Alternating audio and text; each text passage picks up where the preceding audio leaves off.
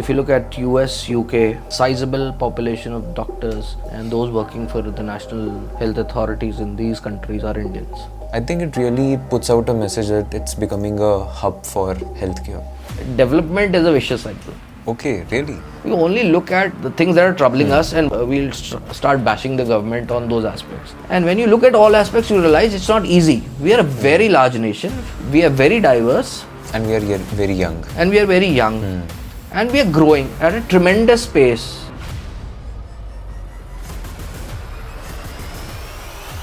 And every one of us, whether we work in the same industry, we work in different industries, at the end of the day, whatever we spend, we want the maximum value out of it. Certainly. So nobody wants to buy a car and tomorrow it breaks down. And so from that point of view, I'm just, it has to be justified, which is, I don't foresee a problem in that. And that is what, pushes the manufacturer to better their products. The whole competition is about that, and I think now the competition is more about who can deliver it first. Starting from food to anything. जैसे Blinkit को got a chance to talk to the guy who was closely in proximity with Blinkit people. He was saying our competition is not Instamart or Swiggy. Our competition is Amazon. So they are directly going after things like that.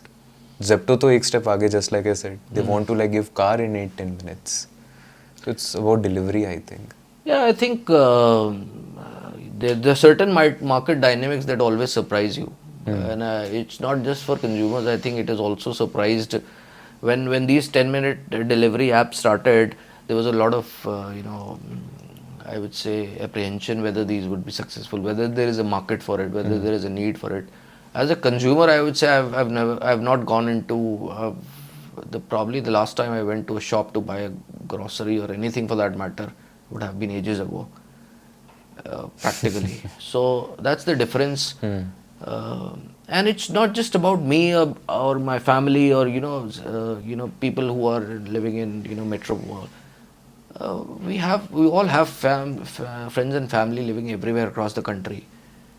It's just the ease of access. It's just how easily you can get it. So I think a lot of maybe experts may be wrong, and that is why we are seeing the tremendous growth of all of these apps today. Blinkit is going to be bigger than Zomato in the next 3 years. Certainly. They are putting their money on Blinkit. Yeah. They want it to be big.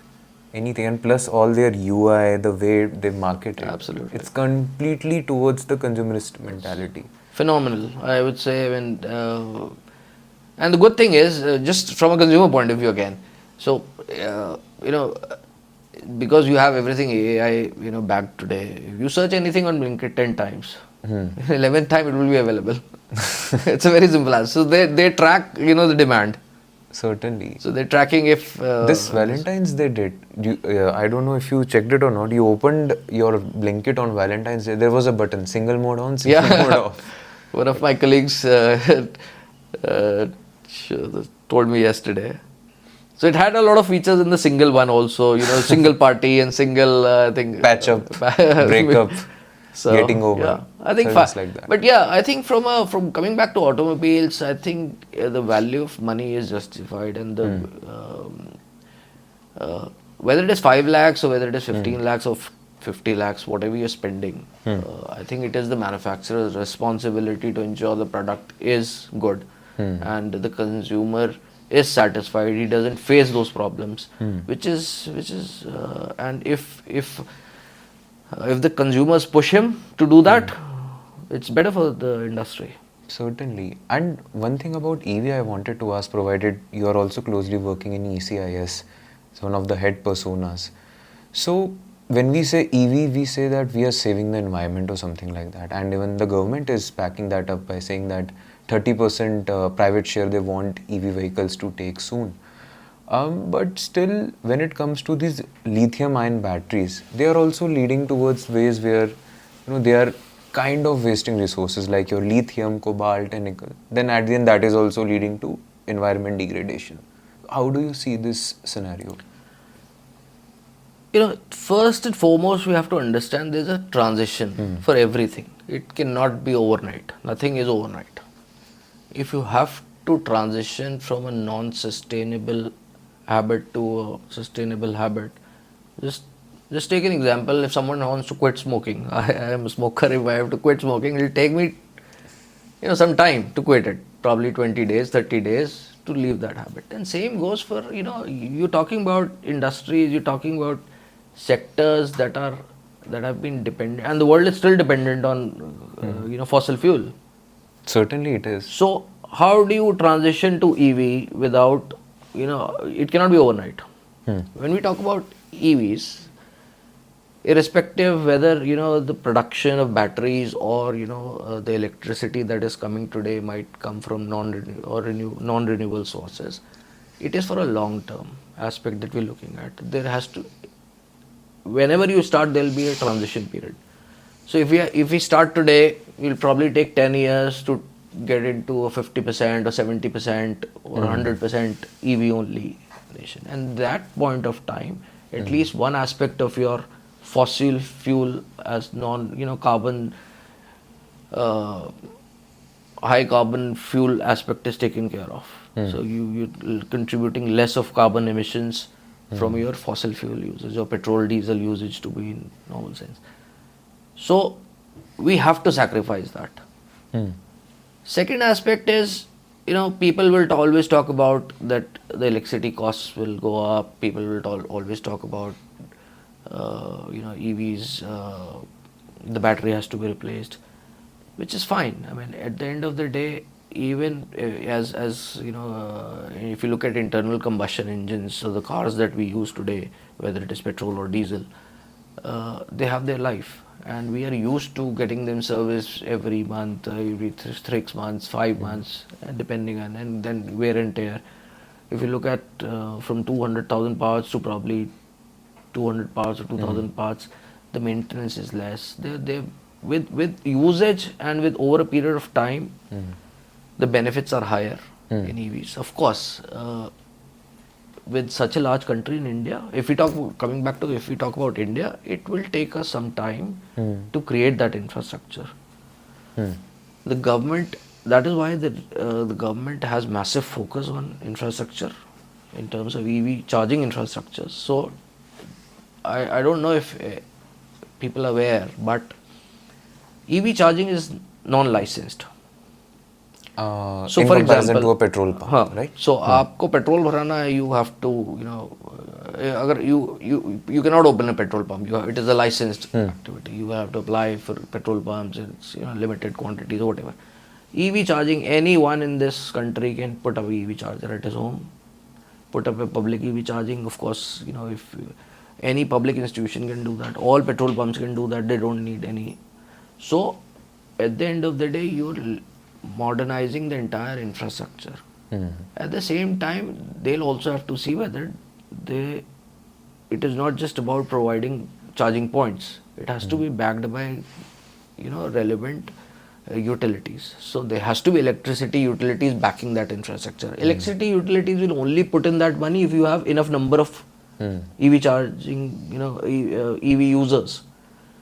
So it's a transition process. It will take time. But yes, if you look at globally, either people have better solutions.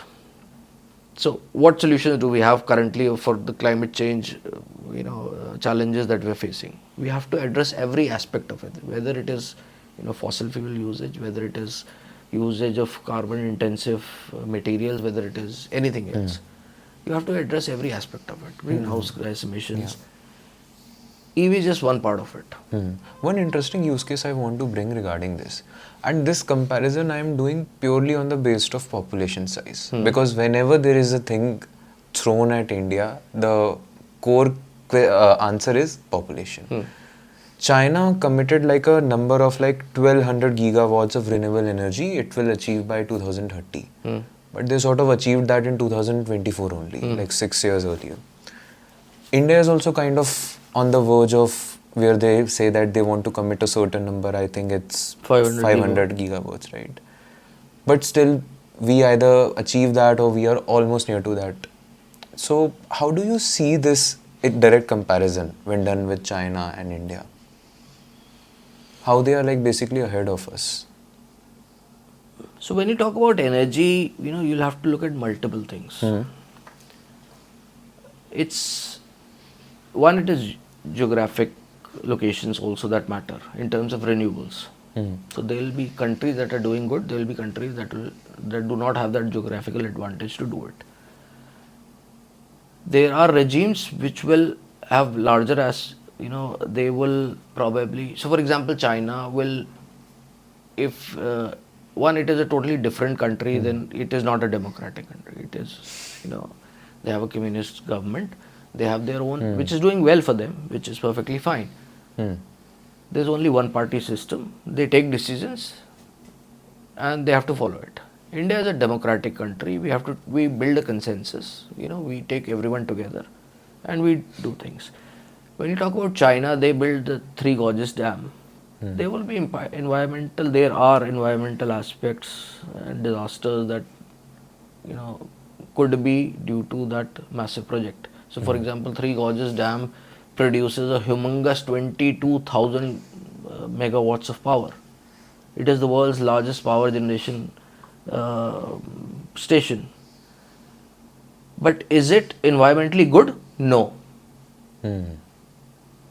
Can India not build it? India can build it. But will India build it? No, because we are as a nation also committed to Carbon saving emission. the environment.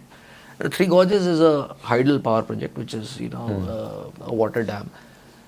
But creating a project of that magnitude meant that you are disturbing the ecology of the region. And when you talk about, so the normal, any hydel power project that you would see in our nation will always be not more than 2-3,000 megawatts. So I'm telling you the difference, it is 10 times larger. And when you do it something on that scale, it will have consequences for the environment, for the region, for that particular terrain basically. Terrain. There are a lot of studies on earthquakes that have happened because of that, because of the Three Gorges Dam. Now that is their call. It is their nation how they want to proceed for it. That is, we are not somebody to judge. But when we talk about the comparison, that was the question. The comparison here is that we will not do such a thing, which would be detrimental to the ecology, which will be detrimental to the environment, or which the public consensus is not there. So I think we are going on the right track as far as our renewables are concerned. China being a populous nation, I think their industrial revolution started much ahead of us. So we always have to look at it. You can't compare, you'll always have to compare apple to apple, like they say. Their industrial revolution, their technology revolutions, their manufacturing revolutions started at least 2 decades prior to ours. India is a young nation in that sense. We have our different challenges. We have to take everyone together. We have to bring out millions of people out of poverty. We've successfully done that. The government has larger priorities than just to focus on one aspect, which is probably the renewables. While today we are probably the fastest growing renewable producer in the world, and still in a sustainable way. So I would say that and even if that's the part where government is not working, or government is working but not like very visible in public, then the other part which appears to be good is the healthcare at present. Like India, if you see overall, is becoming like a capital when it comes to healthcare in comparison to, like, let's say a heart bypass surgery might cost you like 130,000 US dollars in USA, but in India it will just cost you 7,000 US dollars. So kind of when you see these sharp difference between the price ranges and also the quality of paramedics, medics, doctors overall that India produces, I think it really puts out a message that it's becoming a hub for healthcare. I think we have a tremendous healthcare system. Despite everyone would have some good or bad experiences, but as a nation, we probably have had this mentality for long of bashing our own nation and praising the West. Colonization, basically. But the fact is, if you look at US, UK, and then the Western world today, one is I would not have access to the right number of percentage of figures, but specifically I can tell you a sizable population of doctors and those working for the national health authorities in these countries are Indians. Certainly they are. Second aspect is, which is the most important in today's world. You go, if you have, in India today you can get a heart surgery done. Just walk into a hospital and you can get it done immediately. And you go and see in the West, you'll probably not get an appointment for the doctor for the next 2 months. It is like that. So I think I would not comment on their challenges, but yes, coming back to India, we have the government has done tremendous. This is like very nice when you hear the things around, medical infrastructure when it comes to India. But then one thing is, which I think pretty much all of us realized when the COVID was happening, that medical professionals are also burdened a lot. I think there are two cases here. Either when one is this judiciary, another is healthcare, which is burdened in a country like India. So when you see that there is potential, there are people who are able to get good healthcare at a medium price in comparison to the West. How do you see players like you who are there, who have resources, who can help governments or directly bodies who are like at more of executionary level, make this burden less on these healthcare professionals? So people like us, or organizations like us, I would also like to mention here that the world that we are living in is today's an aggregator world, and that we have seen across all sorts of businesses today. So whether it is hospitality, you had Oyos of the world, or you had Airbnbs of the world who have come and disrupted the industry. So I would consider myself as an aggregator and amplifier. Why? We facilitate the collaboration between the stakeholders. I'm probably repeating it again, but that is what we do again in healthcare. We identify the gaps where, which sector, which subsector. Same goes for healthcare. Now, if you look at 20 years, 2 decades back, you would probably have counted the number of private hospitals in India on your fingertips. And same goes for medical colleges as well. There were hardly any private medical colleges, or even for that matter, there were a very limited number of medical colleges that were in India. For a growing population, for a growing country with new cities coming up, new urban centers coming up. I mean, Gurgaon was established in the last 25 years. To cater to a city like Gurgaon today requires all sorts of infrastructure, medical infrastructure as well. And that again, takes time to build. You need qualified doctors to. So, as a country, we've achieved a lot in the last 20-30 years, whether it is infrastructure, whether it is services, whether it is technology, whether it is academia also. We've government has opened, I think, I don't have the exact figures, but I think as far as I remember, when I was growing, there was only one AIMS in this country. It was Today you have probably 11, 12, or I don't know what's the exact number, 15 probably. I think more than 15. Yeah. So that's the difference. And AIMS is not just an institution for it does a lot of research work. It does a lot of they're also academia institution. They train the best of the doctors in this world and their students into world-class doctors. So I think the government and the private sector both are committed to building that infrastructure ensuring that, whatever gaps are there in terms of number of people or number of medical professionals that are required per 100 people or per 1000 people, we reach those levels. And we work very closely with the industry. So for example, we work with various professional associations. We work with the Academy of Hospital Administrators in this country, which are the people who run hospitals, who manage hospitals, right from the aims of this country to Fortis, Max, and all of these hospitals. And we realize what are their challenges, whether it is from the policy point of view that they want certain benefits, they want incentivization in certain states. Health is a state subject.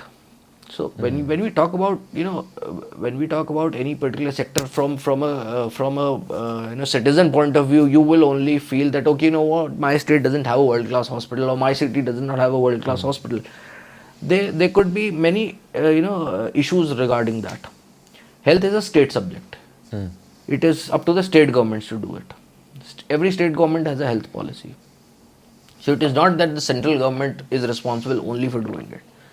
So depending on how conducive your policies are, depending on how investor friendly your policies are, depending on how, what is the ease of business for any large corporate to put in money, it's a massive capital expenditure when you talk about hospitals. So today 100-bed hospitals means, with land, 100 crores.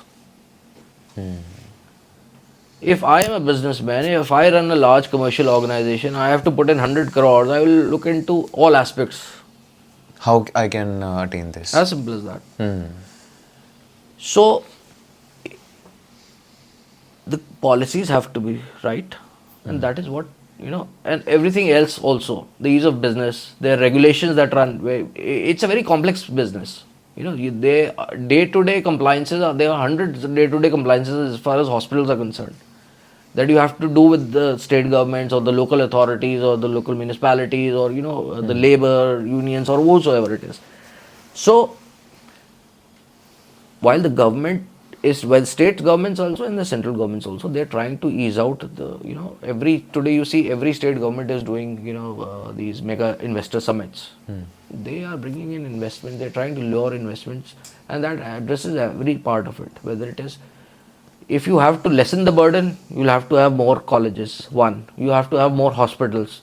आप सिर्फ बच्चे पढ़ा लो, medical doctors बना दो, उनके पास काम करने की जगह नहीं होगी, क्या करोगे? है ना? You need infrastructure for them to practice. You need infrastructure for them to take care of the masses. Then it has to be in the remotest of the areas also. So it's not just one aspect of it. Ki, our per 1,000 people, doctors per 1,000 people is less. Of course, they will be burdened because if you don't have an infrastructure or a hospital or a medical facility in a tier 3, tier 4, tier 5 or whatever, tehsil, district level, then those guys who have studied 5 years, 5.5 years plus, they've interned, they would also have to take care of their families. They are a professional, but at the end of the day, will have to earn. They will earn wherever they will get an opportunity. So that guy will go to the nearest metro city and find a job. So it's a vicious cycle. You'll have development is a vicious cycle. Okay, really? Specifically for healthcare or everything? Everything. We only look at whatever affects us, we as citizens or as consumers, and that's happens with everyone. We only look at the trouble, the things that are troubling us, and why we'll start bashing the government on those aspects. But as a neutral entity, as someone who's worked with the governments, as someone who's worked with corporates, as someone whose role is to bring together stakeholders, whose role is to identify the gaps in the system, whose role is to find opportunities and challenges and address them. I have had the experience of understanding it in depth, and that's why I said you have to look at both sides of all aspects, probably not just both sides, all aspects of it. And when you look at all aspects, you realize it's not easy. We are a very large nation. We are very diverse. And we are very young. And we are growing at a tremendous pace, which no one of us can actually imagine. We only look at the monetary aspects of it. Our GDP is growing, our disposable incomes are growing, our corporates are now, or we're producing so many billionaires. But the pace of development on the grassroots level, it's humongous. And it takes, and for a country like India, so diverse and so, so vast, it takes a humongous effort. अब आपको मैं बोल दूं आप एक असम के गांव में जाके एक हॉस्पिटल खोल दो, ऐसे खुल जाएगा. It will take a lot of efforts. It will take tremendous amount of effort. You need infrastructure, you need people, you need construction timelines, you need first तो रोड है कि वहाँ नहीं है, बिजली है कि नहीं है, इंश्योर करोगे ना, लोग वहाँ रह रहे होंगे. अब मान लीजिए 100% इलेक्ट्रिफिकेशन हो गया, बिजली है, टूटी हुई सड़क है, वहाँ डॉक्टर जाने को तैयार नहीं होगा, आप क्या कर लोगे? So there are hundreds of challenges, and as a developing nation, other nations would have gone through the same process. But coming back again, I think I don't think so in the next 2-3 decades any of this the stuff that we are discussing is going to be a problem. As far as whether it is the number of professionals that are required per capita of whatever 1,000 people or anything else. Yeah, and I think more of it starts on an individual level also, like as in the initiatives that one could do if they have the resources. And I think speaking about initiatives, an initiative like RCL obviously exists here, where there are so many stakeholders that are willing to come forward for a vision overall which aims towards the whole Hungry India campaign and to feed people. I really want to know from you personally, like how do you see this and how do you personally take this with you, provided, I think this goes back to my first question, a person who has seen so much of corporate, seeing this side of society as in being more of a humanitarian. What's your take on RCL? I take every sector that I enter or I work with from a very, very simple philosophy. What can I do more for the sustainable development, sustainable and inclusive development of that sector? As simple as that. So when I talk about Hunger Free Bharat or RCL, I would just explain. It is about food security. आपको पता है Europe का कुछ produce नहीं होता.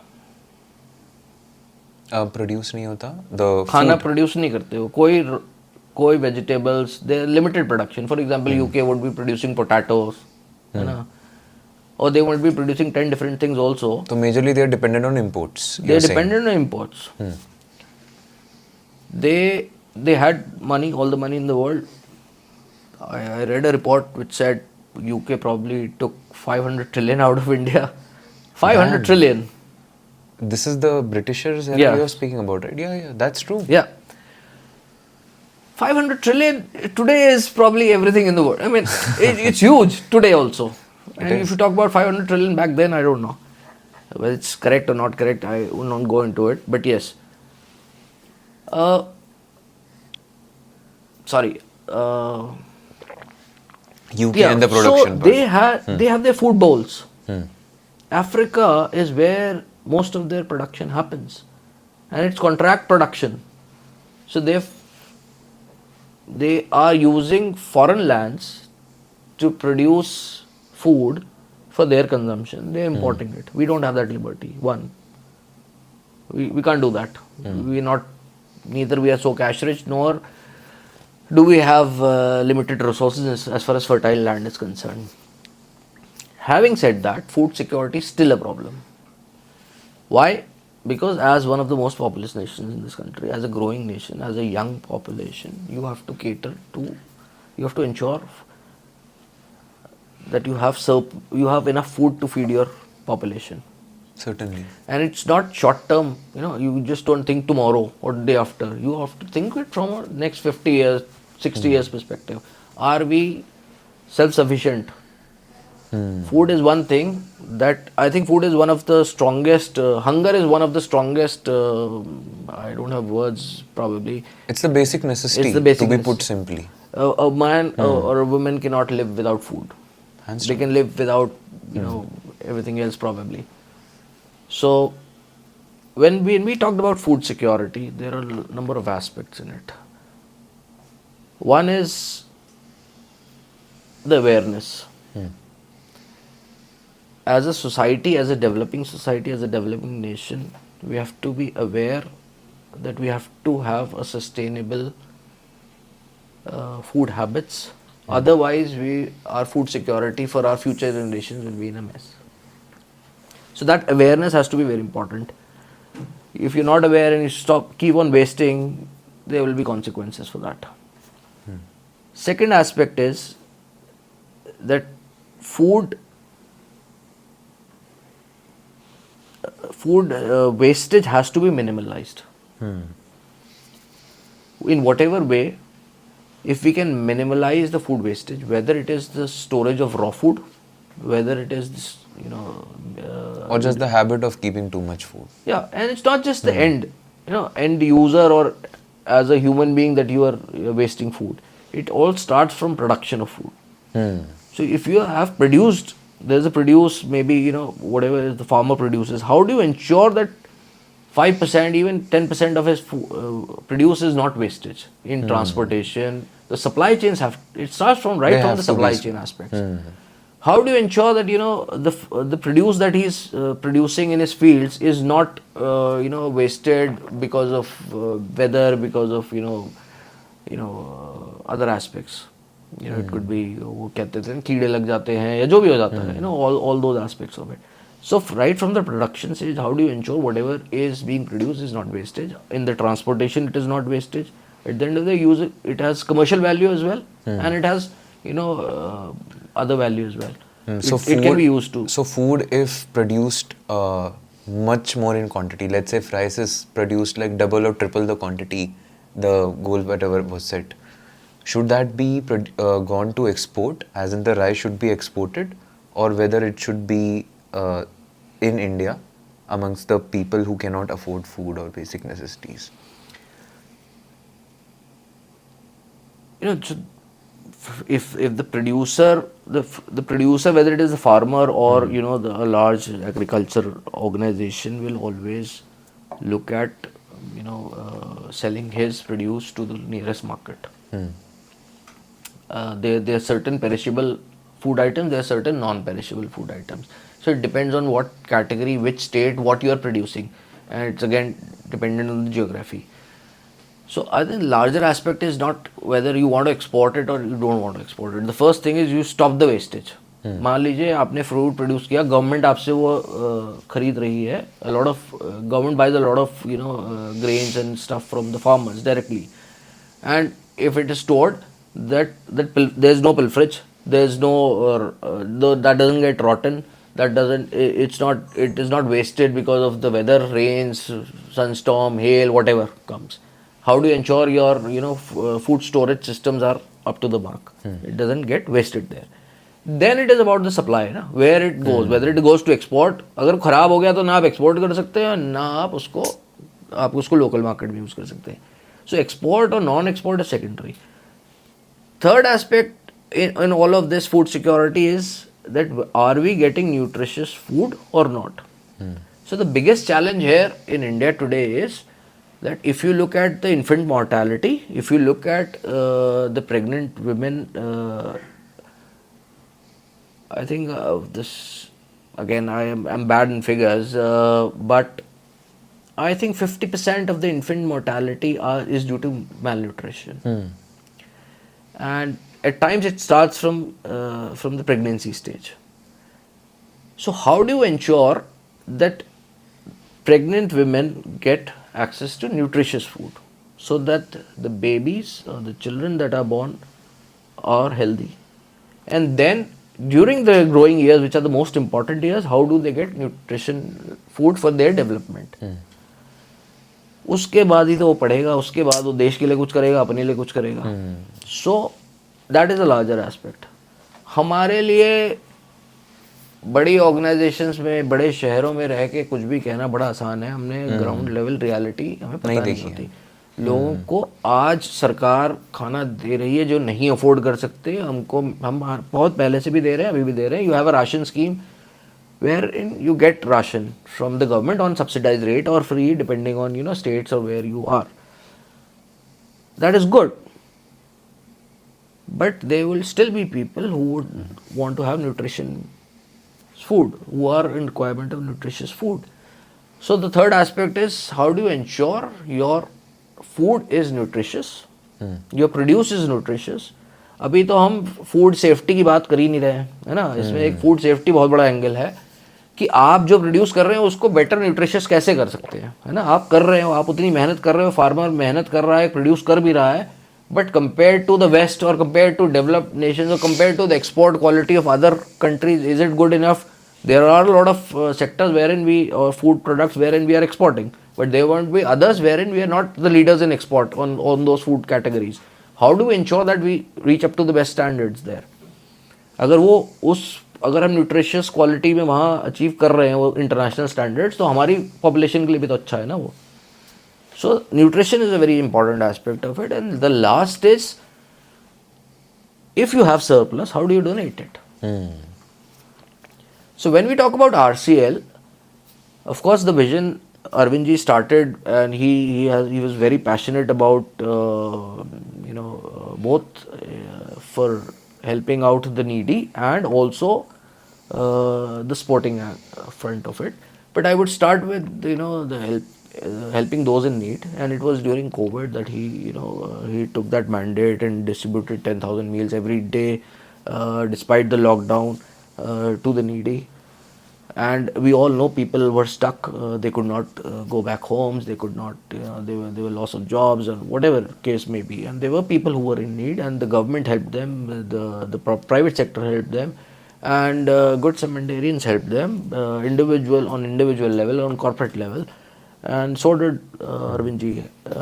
And it what started off as a humanitarian exercise, I think it was, we thought that we could make it into a bigger initiative wherein we can bring together the industry stakeholders. So again, that's wherein our expertise come. Yeah. At the end of the day, you can only do things wherein you are probably good at.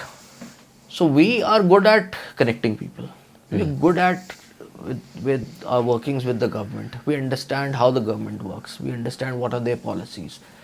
We understand, we work with corporates. We understand we can bring together those corporates. So my experience across all of these sectors have taught me one thing, that if you have to have inclusive and sustainable development, you will have to have collaboration. As simple as that. It cannot be either the government only, it cannot be only the corporates that can drive development, it cannot be just community organizations, if it is a social cause also. So you have to have a collaborative approach. As someone who has worked with all of these people across these sectors or these core groups, we thought that we can bring together them and help them in whatever way we can, and address the food security issue at large, make them work together.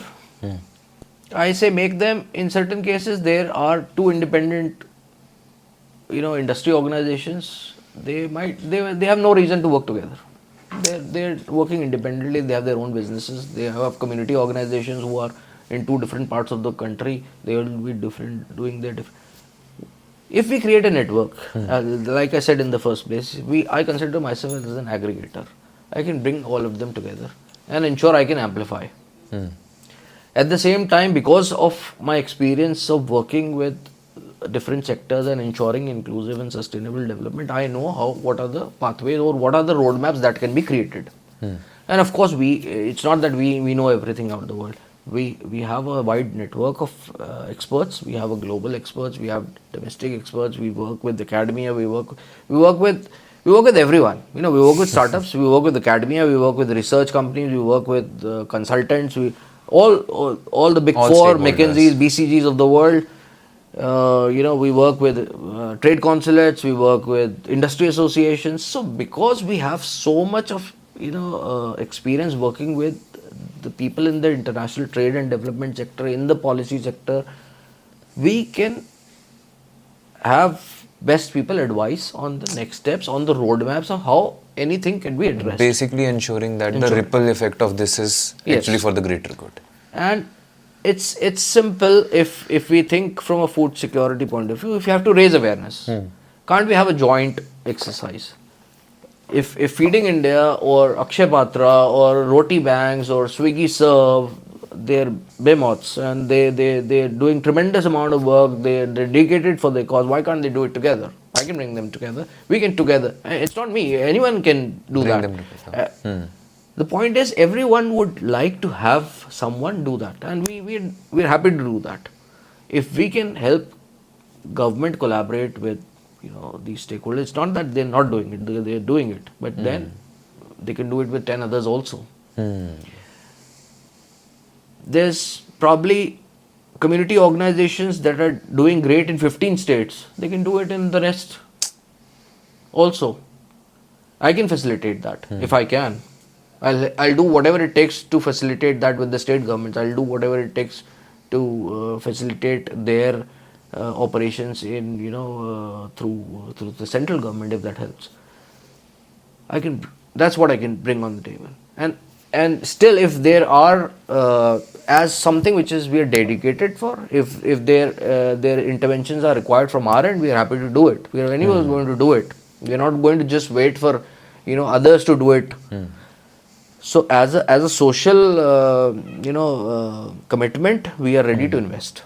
We will create food banks if it is required. We are going to donate infrastructure in terms of food vans, in terms of manpower, in terms of anything that is required. We will create that infrastructure in places that is required, and we're not going to shy away from it. Yeah.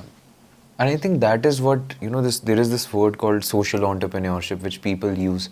I think this is the most impactful form that I have come across recently. So kudos to that, to you and Arvind sir. And in the end, thank you so much for being here, sir.